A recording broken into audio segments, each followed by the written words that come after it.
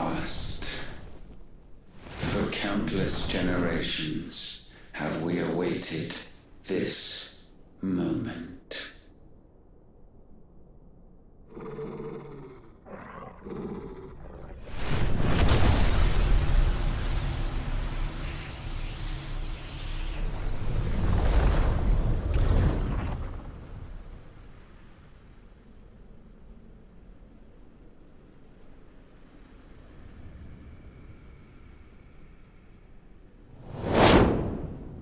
Your struggles have made you strong, yet your soul remains heavy with sin.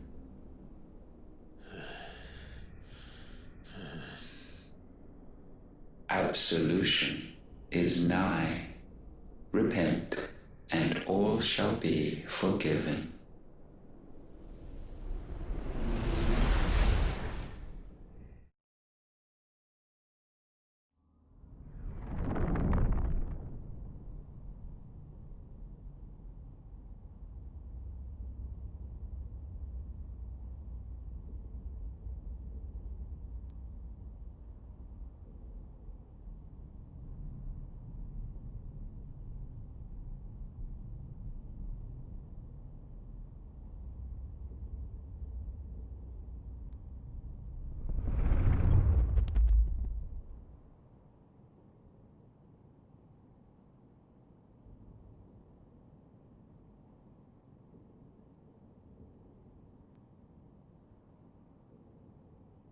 Tell me, Clive, how many lives have you saved since taking my name?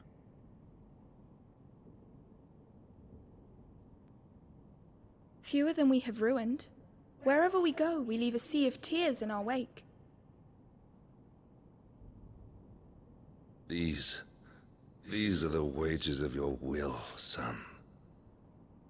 What good are our choices when all they ever bring, all they will ever bring, is death? There's no atoning, Clive. No matter how hard you try. So why not leave it all behind? Leave it all behind.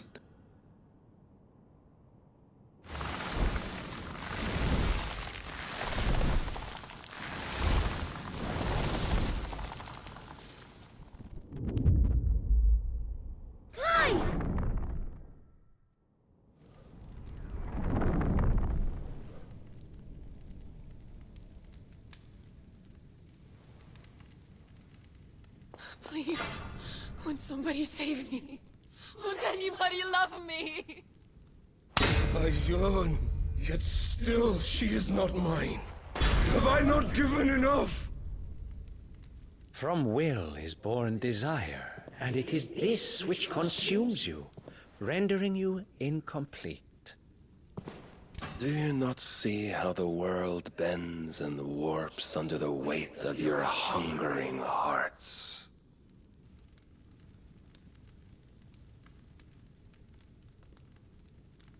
What if it could all just go away?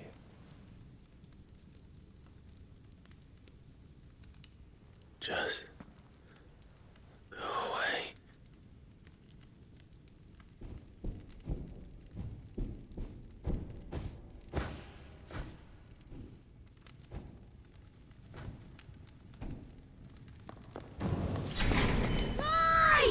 Clive!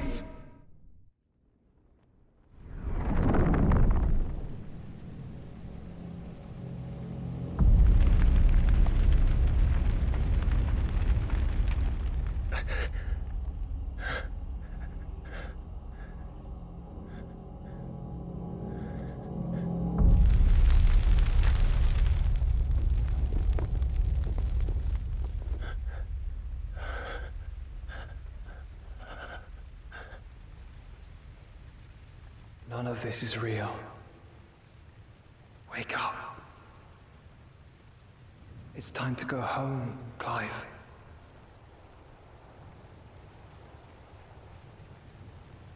Clive. That's right. You're my brother. Brother.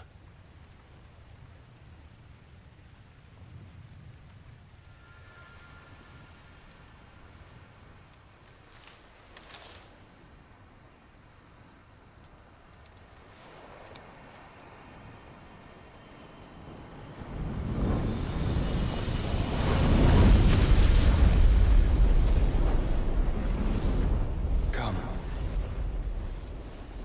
Remember who you are. Clive.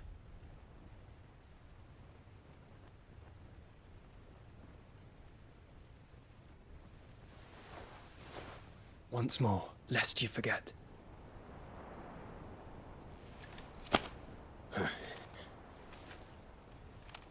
My name is Clive.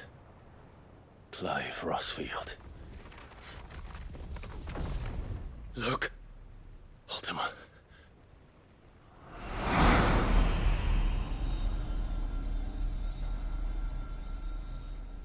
Even here, the light of the vessel's will cannot be quenched. And the Phoenix, his trespass should not have been possible. Not possible unless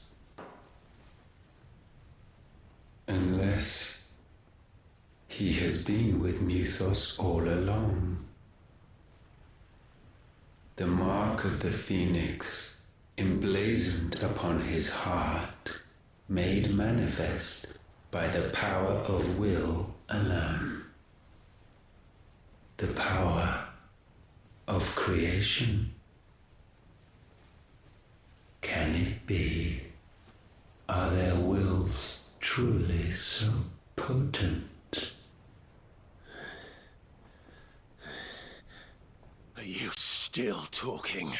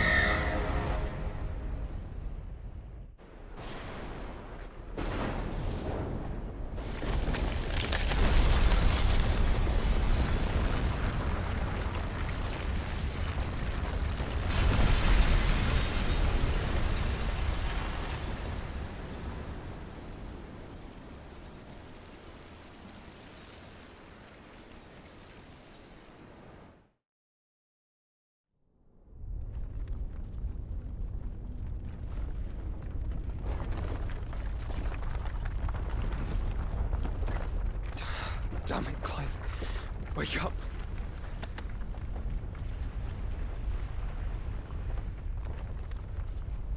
That hurt. Sorry to wake you, but I think it may be time to leave. This place.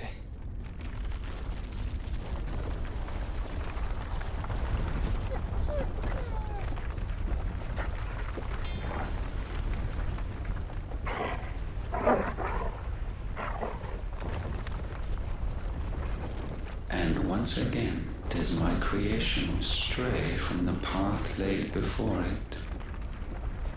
Steeped in conceit, you fancy yourself a god. You embrace Logos. But we will put an end to this hubris. What are you talking about? In the halls of origin does our true power quicken. And there shall you be made complete. Soon, Mythos, Soon you will discover how little you know of suffering.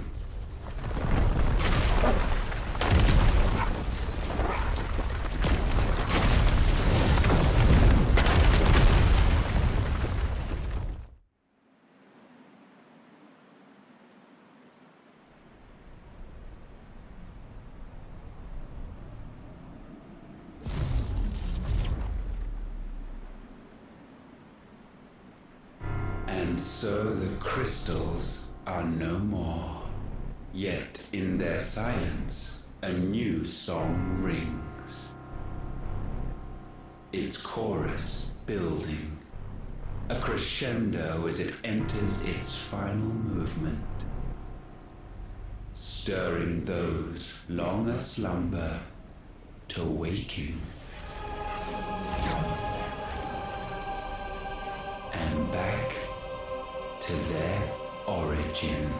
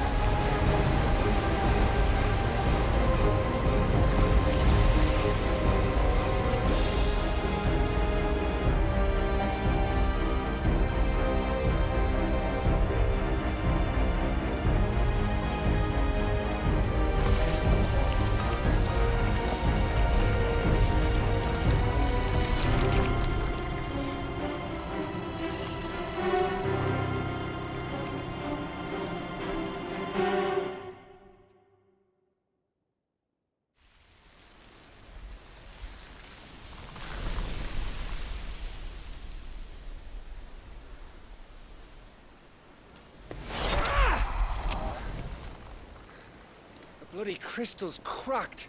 So where the hell are they?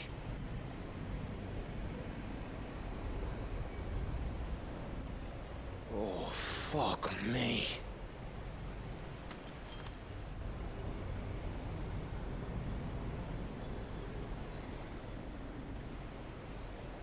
Is that aether?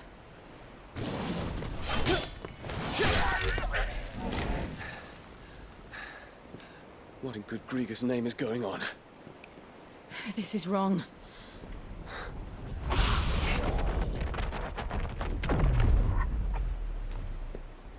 Are we back? Clive! Joshua! Jill!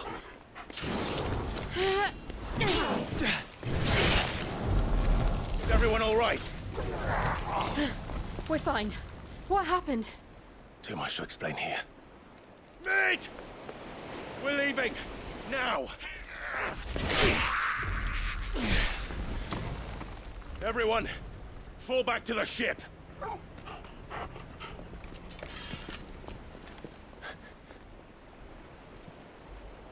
I will be with you anon. Thank you.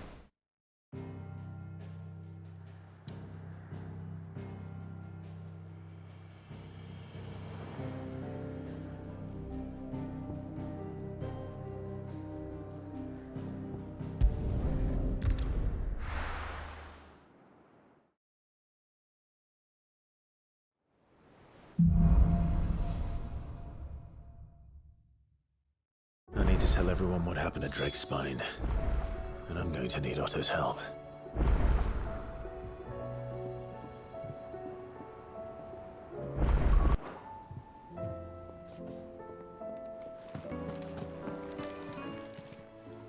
Clive. Coin purse weighing you down? It'd better all be here. You're rubbing me blind, you know. Is that all?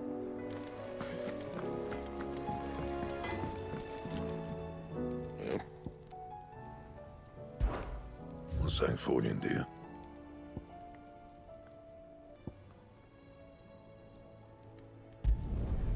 Should last you a good while. Not my best work, but it'll do.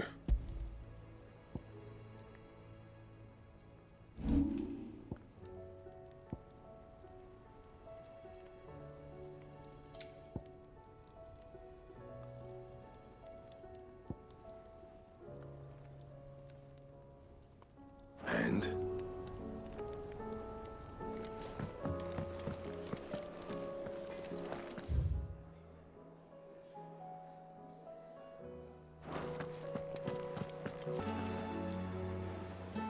Still alive, I see.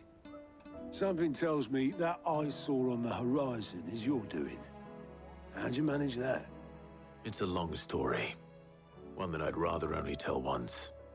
Right. All hands on deck, then.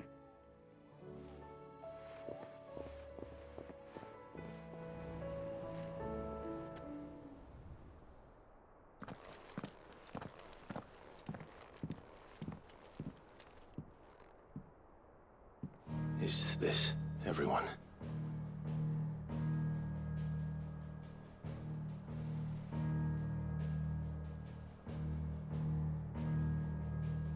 As I'm sure you've all guessed, the crystal which now commands the eastern skies was summoned by Ultima. He called it Origin. Though the significance of that name is as yet unclear. What does it matter what it's called?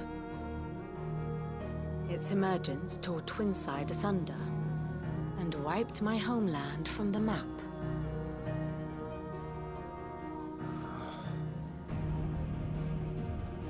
Mention of the Dominion's spires can be found in the oldest of Valisthean records. But to the best of my knowledge, none provide any hint as to their true nature. That they would prove the horns of some slumbering demon. Well... The Dominion's demise was at least quick. Elsewhere, the Republican army cannot hope to contain the chaos engulfing Randalar. Canva is in flames, and the Empire. Our allies are crying out for answers. I've sent the Cursebreakers to give them what assurances we can, but right now that amounts to fuck all. They wouldn't be able to stop what the skies have started in any case. People here and across the realm grow sicker with every passing day.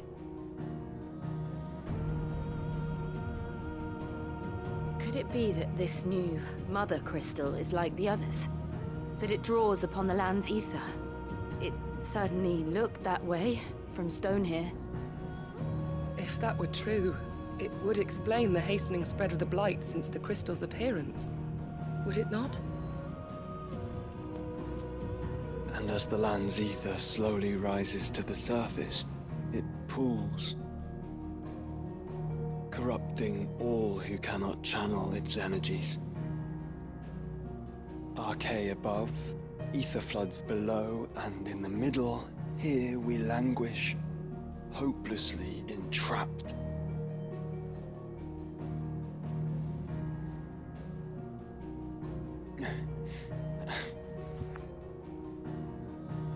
It's all right.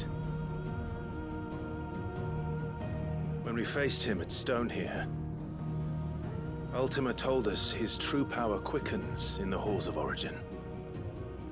Needless to say, we cannot allow that to continue. If we are to stop him, we will have to find a way into the crystal. How are we going to manage that then? It's up in the sky. And fast as she is, the Enterprise can't fly.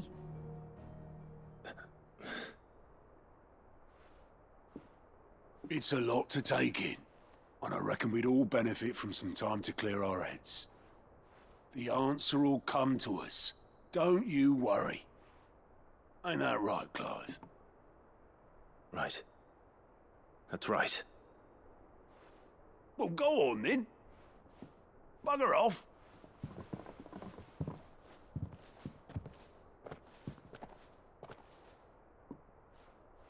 Same goes for you, Clive. You won't solve anything like this. Trust me. Go and get some fresh air, eh? Thank you.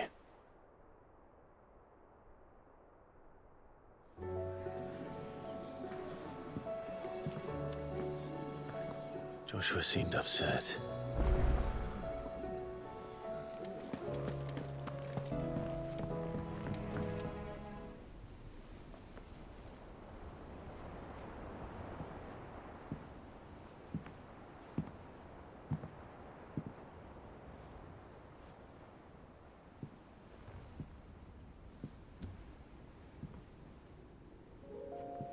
Ultima may have created us, but he doesn't make us who we are. Only we can do that. And if he would have us fight for our survival, so be it. It's what we've been doing all along. Much like Ultima himself, it would seem. His new world being naught but a means to survive. And so, we must contend to decide which of us shall inherit the land. Should Ultima prevail, it will mean death for us all. Of that, we can be certain. But even should he fail, what world awaits us? A withered, godless place, where our newfound freedom will most like prove a chain in itself. Well, that may be, but a chain can always be broken. As long as one has the will to break it, it won't be easy. It may take generations, centuries of suffering. And that is, if everyone plays their part. But it will happen. And when it does, it will be on our terms. That is the world that awaits us. Indeed. And what better world could one wish for?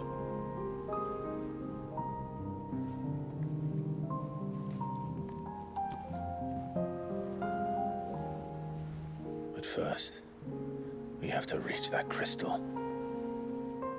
Then it's a good thing I have wings. You can barely stand, let alone fly. And only the Founder knows what horrors await in those skies. Are you certain about this? Am I certain? I am the Phoenix. I will do what I must. This is our fight. Remember?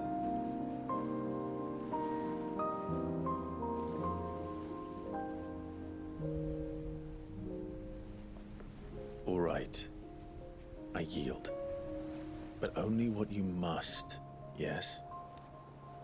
I'm still your sworn shield. That you are. And what of my wings? Lest you forget, you go to stand against a god. I would not have you succumb to fatigue before the fight begins. Ifrit, your brother mentioned that some few of the dominants who had lost their power to you were still able to prime. Is that true? It is. But their Eikons no longer submitted to their will.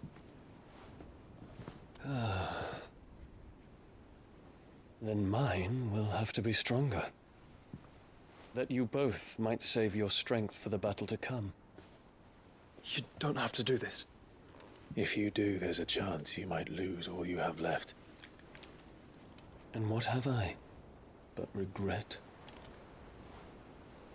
My life ended in the Dominion. I fear death no more.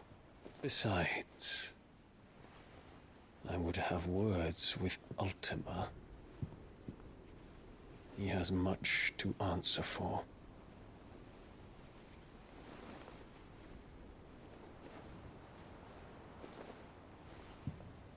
We are in your debt, Dion.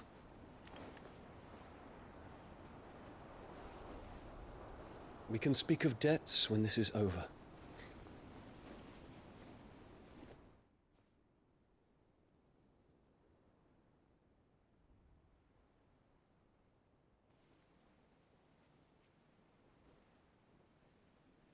He speaks like a man who knows he's not coming back. And has come to terms with that. That doesn't mean that we have to, does it, Clive? Time to talk to Jill. I only hope she understands.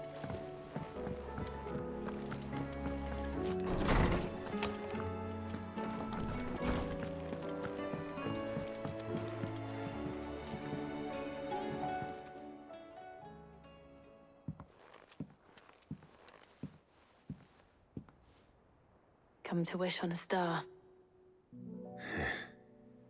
That might not be such a bad idea. This is it, Jill. You know what I have to do. Why I have to do it. There's no turning back now. This is where our journey was leading us. Where it will end, for better or worse. I could pray to Metia for you. But you'll be all right, won't you, Clive? You always are. I did promise we'd watch the moon together. I'll be waiting.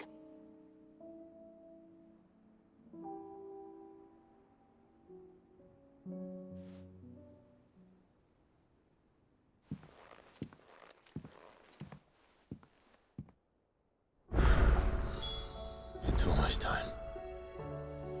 Better make sure I haven't forgotten anything.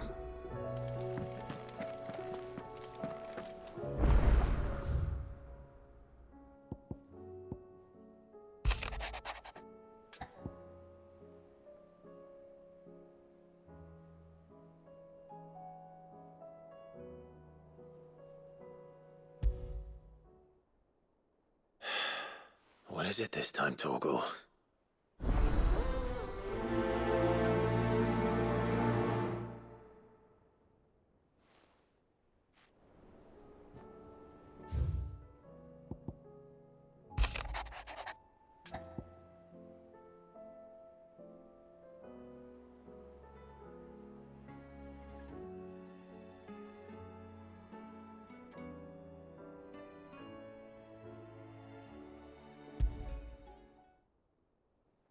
Something tells me this is no mere adventure story.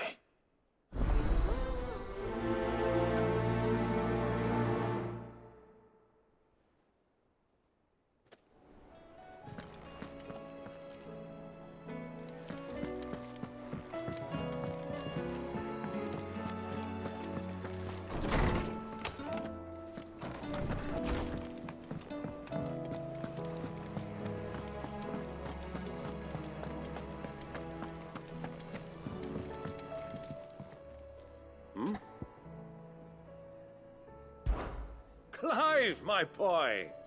Rutherford informs me that we owe you our thanks. Hadn't intended for you to get involved, but such are the times we live in, huh? I would have done the same for anyone else. You're far too modest, Clive. You'd make a terrible nobleman. But tell me, is the realm truly in as dire a state as Rutherford suggests? From what little I saw, you were right to be worried.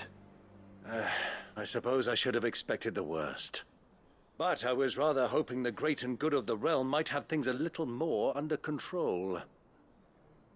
Alas, it seems that firm leadership is in short supply these days, and without it, the people are bound to lose their way. We must move quickly. But where do we start? True, the challenges that face us are many. But in my estimation, there are two key areas to be addressed before any other. The realm's armies and her larders. As you've seen firsthand, it's every man and woman for themselves out there. Certain cities have banded together to try and maintain some semblance of order, yes? But such cases are few and far between. And yet, the only remedy for the chaos that faces us is unity. A unity that transcends even the borders laid down by our ancestors. In short, if Storm does not stand together, she will fall apart. But how would one even begin to unite the realm? The armies, my boy. As I told you already, we begin by restoring order among the ranks of those sworn to maintain it. Sadly, I doubt I could convince even the lowliest gaggle of privates to dig a latrine together. But I do know someone the High Commanders have been known to listen to on occasion. Field Marshal Eugen Havel. I thought he was retired. He was, until an Akashic army tore through Randalar and killed most of the rank and file. There is no man alive more capable. Literally. And as luck would have it, I've already spoken with him on the matter. Of course you have. And he's agreed to help. On one condition. That he first speaks with you personally. Havel has always been a man of frustratingly rigid principle, and he has certain qualms about clasping arms with, well, with an outlaw. I extolled your many virtues as best I could, of course, but the old goat was adamant that he be allowed to appraise you in person. You don't mind, do you, my boy? Of course not. As long as chaos reigns, we will never build a better world. I'll do whatever it takes. And if the Field Marshal wishes to speak with me in person, then so be it. That's the spirit. I'll leave for Randalar at once. Would you send a Stolas? Of course. Rutherford is already in the Dalmekian capital. I'll have him tell Havel to expect you forthwith. Excellent. Thank you, Uncle. No. Thank you, Clive.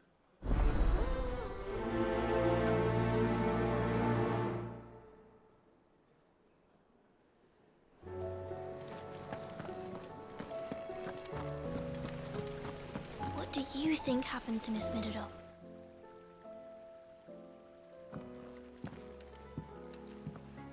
Sid! You have to help us! With what? You didn't take apart another of Mid's contraptions, did you? No. Well, yes. But that's not what we want to talk to you about. It's Miss Midadol. She's been acting strange. Very strange. She's barely ever around. When she is, she acts like we aren't even there. Her head's in a crowd. In the clouds. That's what I said. In the clouds. Well, she does have a lot on her mind. When did you last see her? Not long ago. Right after she got back from saving you from Stoneir. Then it's probably just about the Enterprise. It did take quite a battering on the way there and back. You didn't break it, did you, Sid? You really should be more careful around Miss Midadol's inventions. Don't listen to her. Even if you did break the Enterprise, you could put it back together, couldn't you? But who's gonna put Miss Midadol back together? She seems really sad. Why don't I go and see if I can cheer her up? You do that? For us? She's in her dungeon. Don't scare him. It's not a real dungeon. Thanks for the warning.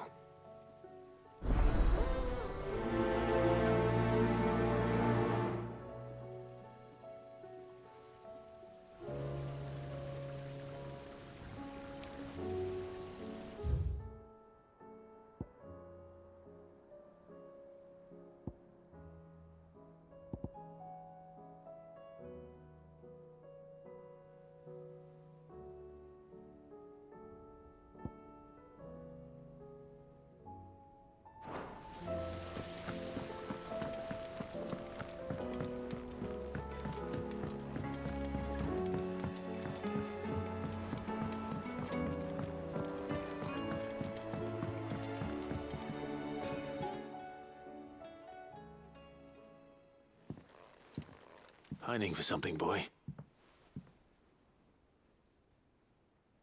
is it? What do you see out there?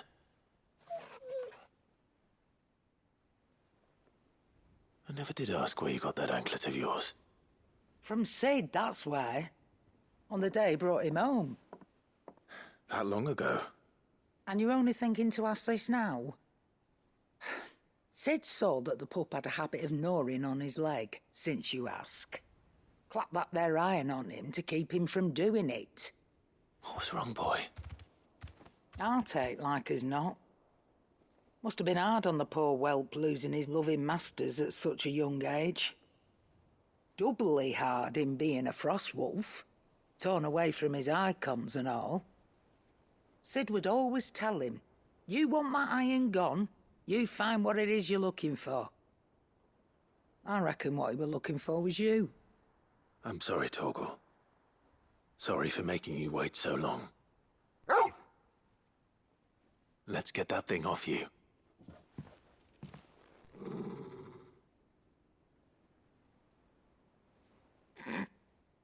Doesn't sound like he wants it off. Indeed. You miss Sid as much as the rest of us, don't you?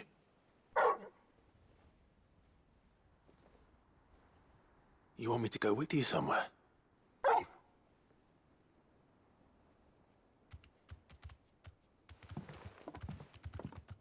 Quick, aren't you?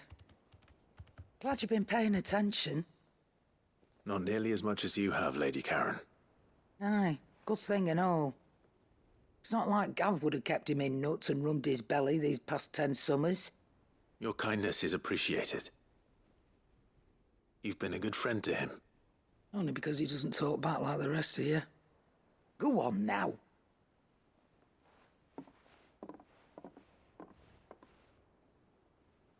Where to then, Torgal?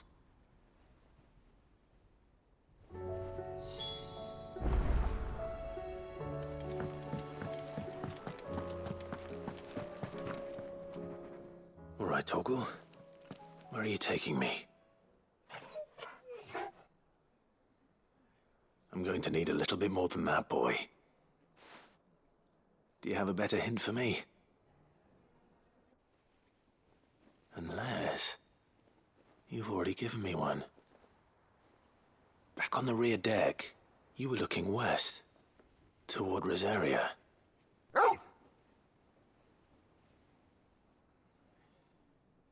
Why don't we try the rookery?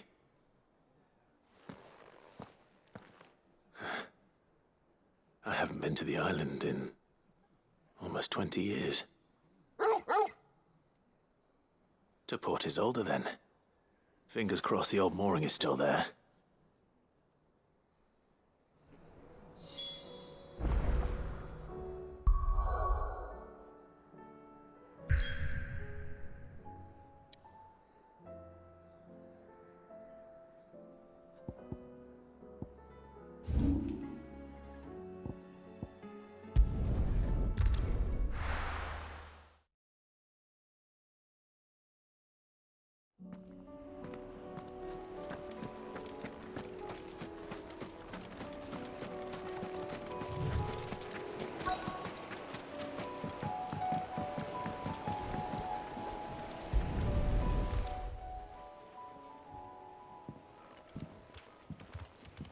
It's still here. After all these years. A lot smaller than I remember. And you're a lot bigger. You might have to swim, boy.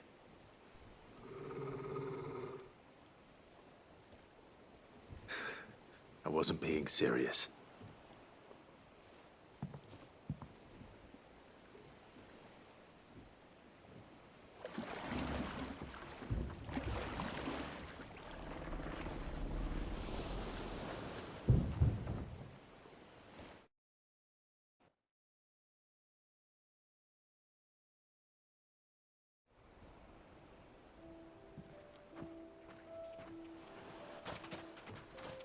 This place hasn't changed at all.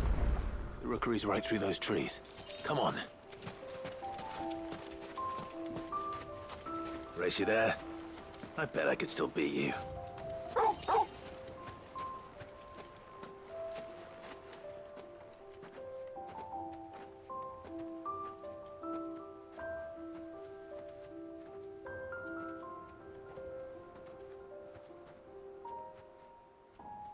Here we are. This was our hideaway. Wasn't it, Torgal?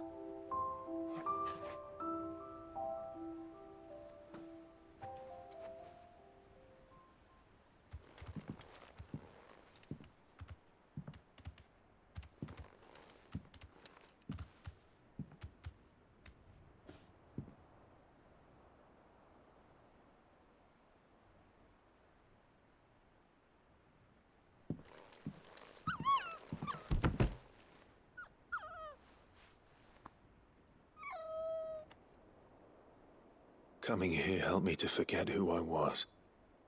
Or wasn't. Prince, shield. Son his mother could love.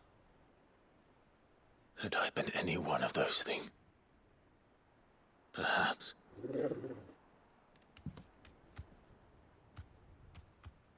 What is it, boy?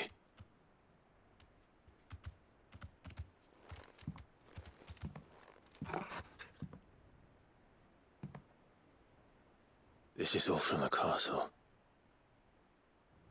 And Phoenix Gate. Did you bring these here? My sparring sword.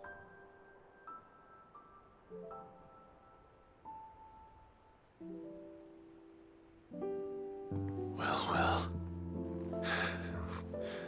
You never stopped looking for me, did you, boy?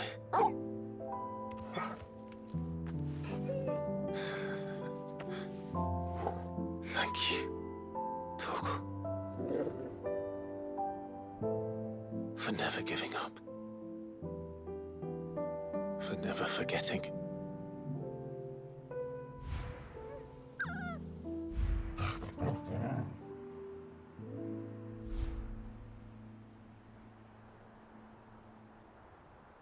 Let's take this with us, shall we? So I don't forget either.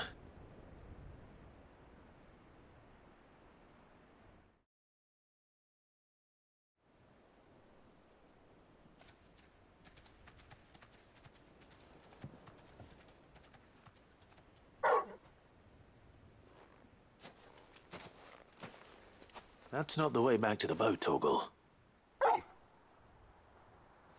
All right. I'm coming.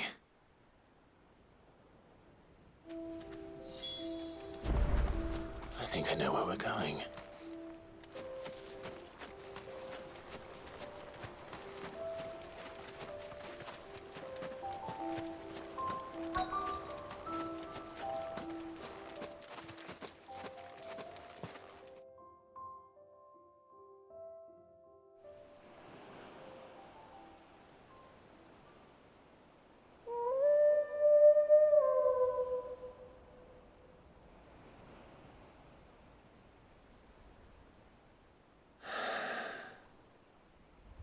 People always talk about the importance of putting the past behind you.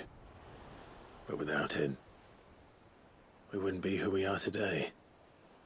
And we certainly couldn't steer our way to a better tomorrow. Come on, Torgal. Let's go home.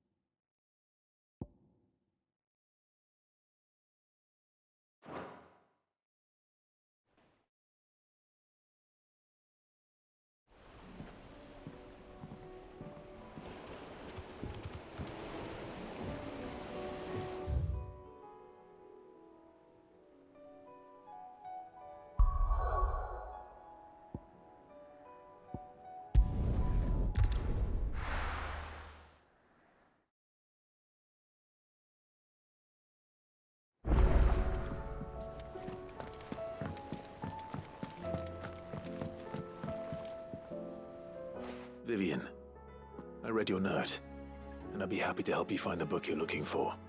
Thank you, Clive. But tracking it down will not be easy. Are you sure? Please. You have always granted me your wisdom and insight whenever I asked. It's only right that I return the favor. Or at least attempt to. You are too kind. Alas, what I ask of you is rather more trying than delivering the odd lecture. I spoke with Harpocrates to see if he had any inkling as to where another copy might be found, but perhaps it is best that you hear the details from him. If you say so. Forgive me, Clive, for asking this of you. But this book, it set me on the path to becoming who I am today. Its importance cannot be overstated.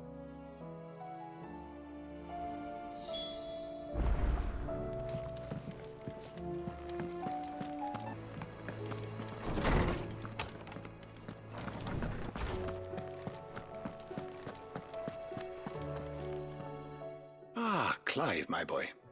What a pleasure it is to see you. Harpocrates. There's something I need to ask you. I've been charged with locating a book called From a Distance. Then you seek a rare gem indeed. One whose name I had not thought to hear from your lips.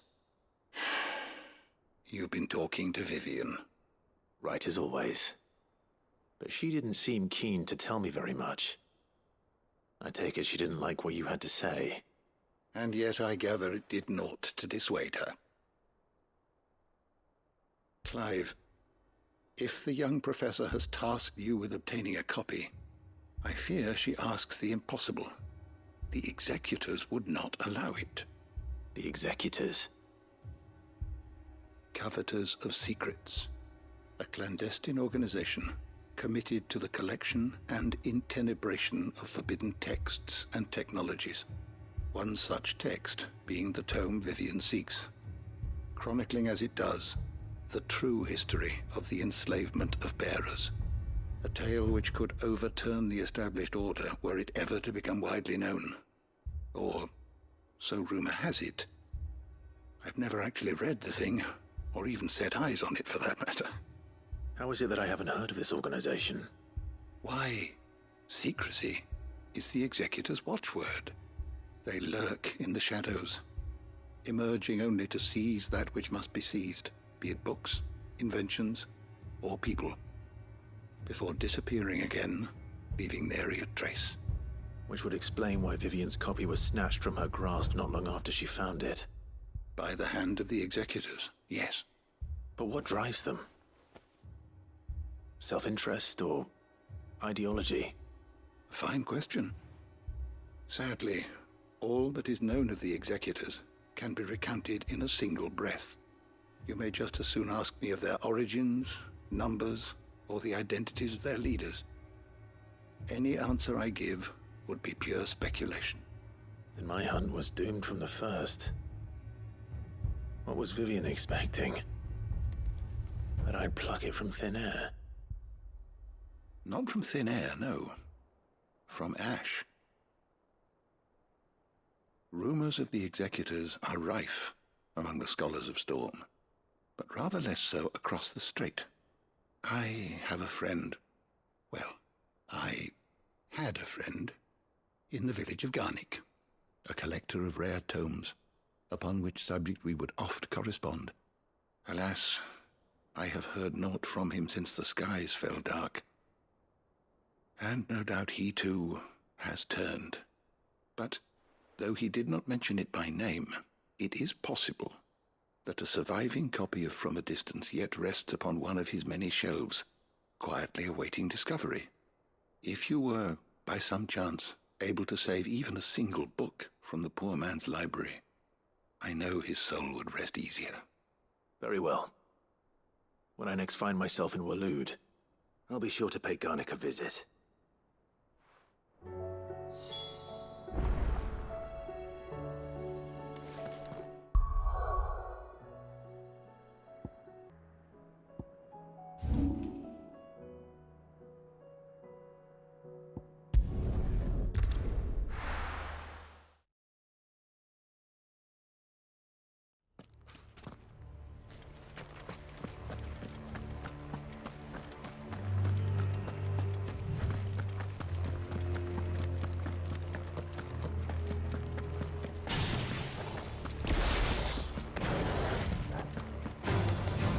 Enough of you out there.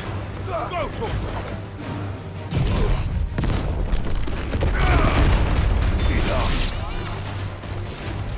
Sickle! Get him! Sickle!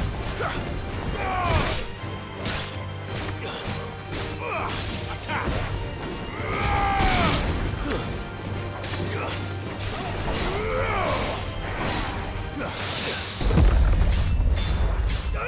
Over here!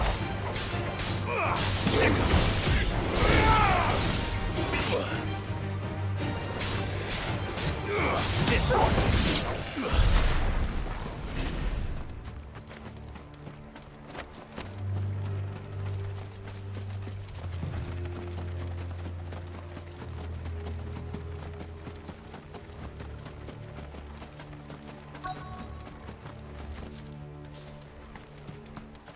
The entire village looks abandoned. Now, which house would a bookworm live in?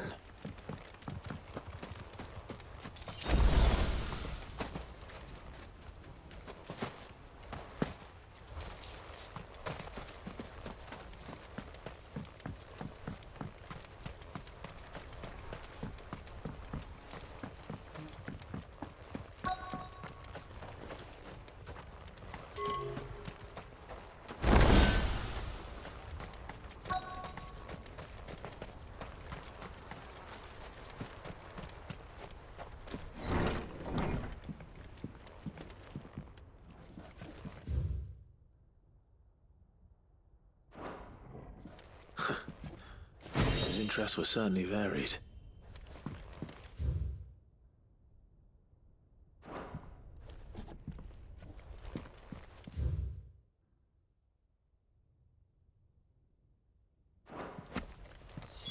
This is it. But if what it says is true, I need to get this back to the hideaway.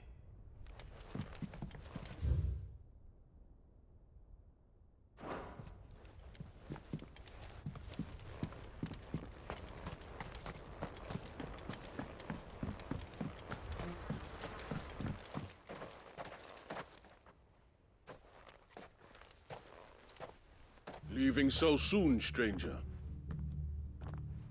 We've been watching you. From a distance, so to speak. Subtle.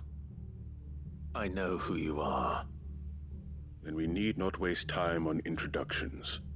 Hand me the book. Leave it in our care and return to your life. Your care? Do you mean to burn it or bury it? That is not my decision to make. But by one means or another, its contents shall be removed from the common record. Then I'll have to politely refuse. I won't let you erase our history. Then we find ourselves at an impasse. Very well.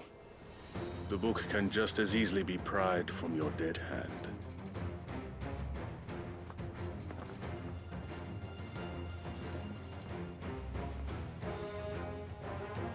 Let's see, shall we?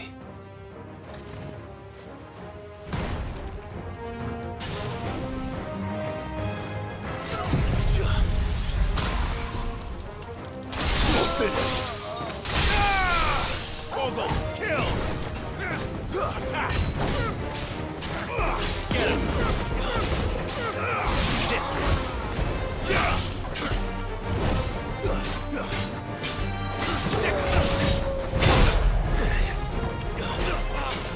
Go to him!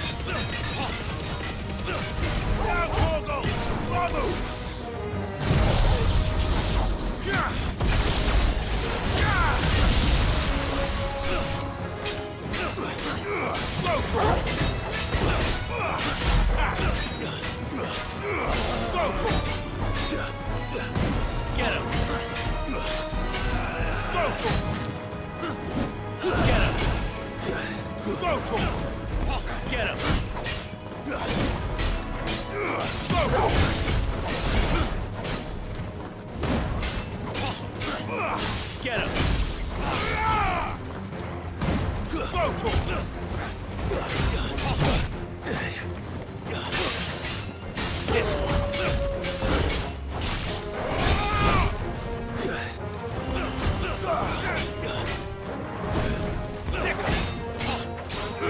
Over here! Nice try.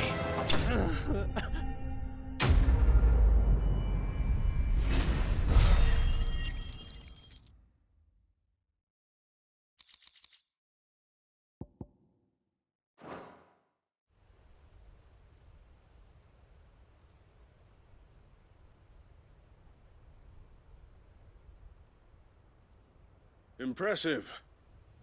But we have other means. We shall claim the book yet. Why do you want it so badly anyway?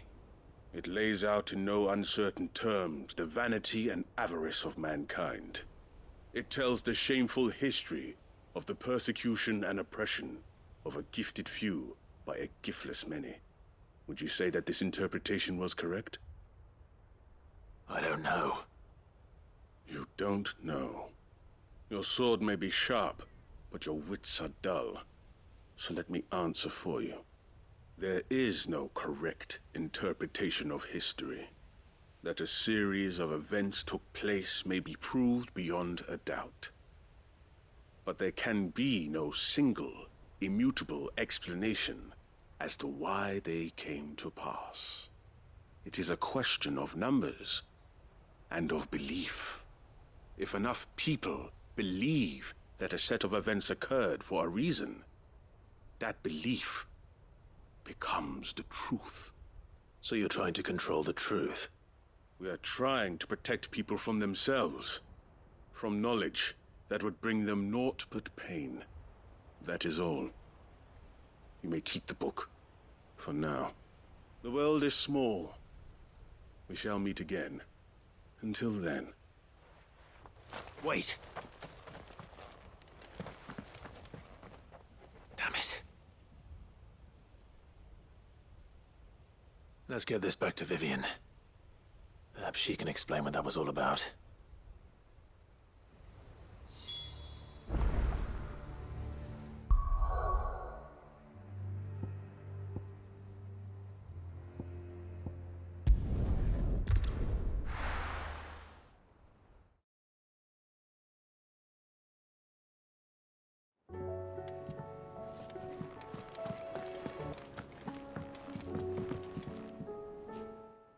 Vivian. I found it. The book you lost.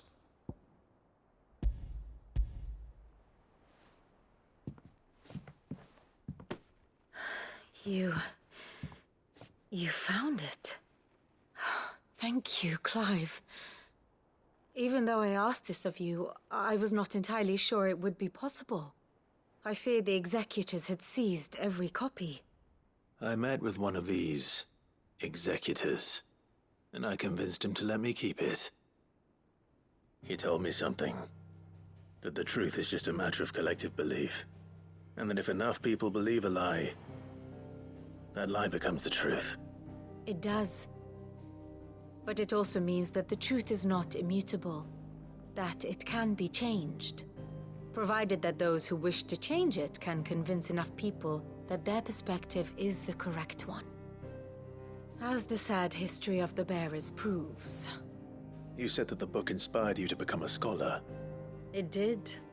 Or its author, rather. She was a heretic, you see.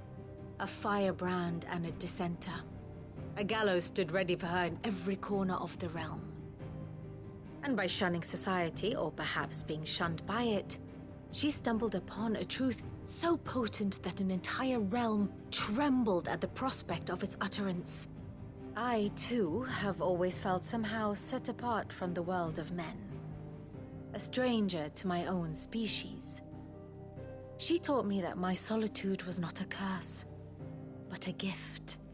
And that, though my journey to the truth might be a lonely one, what I found at my destination would be more than worth the cost. Do you still feel that way? That you're not one of us? Honestly, I'm not entirely sure anymore. Since coming to the hideaway, I find my thinking somewhat clouded. Perhaps the result of studying mankind from a rather closer perspective than I had intended. But the more I study, the more I find value in this perspective. In looking not from the outside, but from within. So if you'll permit me, I'd like to continue my work here. Remember, Clive, when enough people believe, belief begets truth. Give the men and women of this benighted world the gift of truth. Make them believe in you, as I do. I'll try, Vivian. I'll try.